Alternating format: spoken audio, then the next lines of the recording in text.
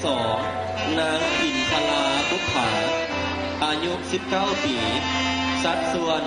33 24 36ตัวแทนจากแขวงหลวงพระบาง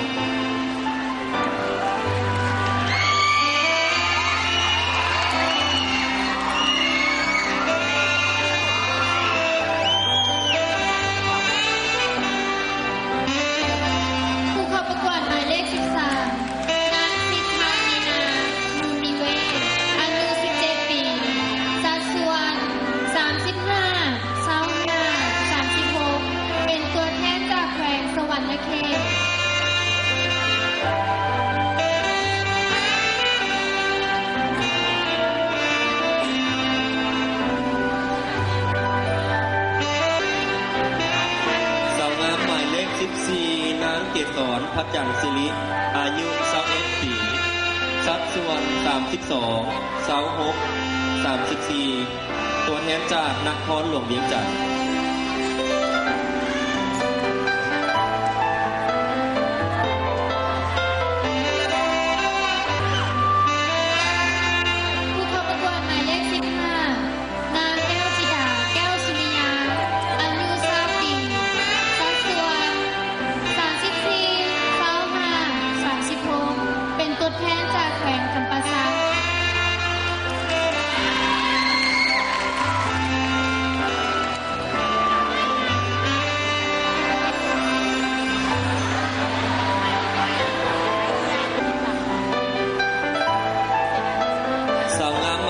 16นางมณีวรรณวงศ์ภักดี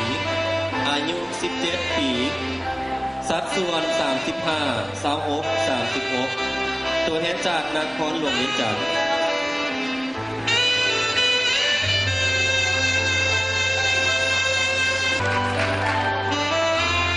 ผู้เข้าประกวดหมายเลข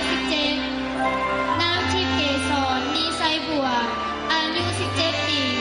สัดส่วน32 34 35เป็นตัวแทนจากนครหลวงเวียงจันทร์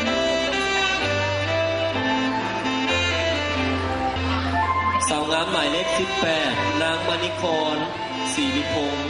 อายุ19ปีสัดส่วน34 28 36ตัวแทนจากแขวงหลวงพระบาง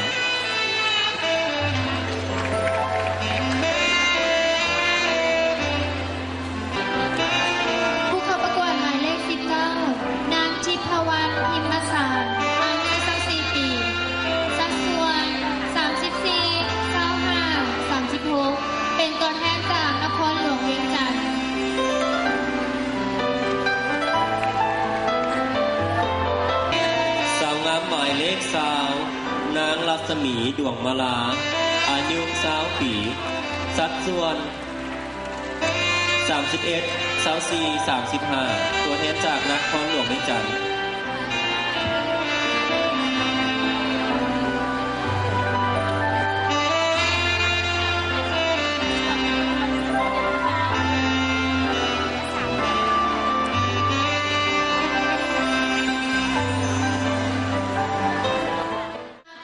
ถึงรางวัลใหญ่มิสลัก 2006 เฮาก็มี2รางวัล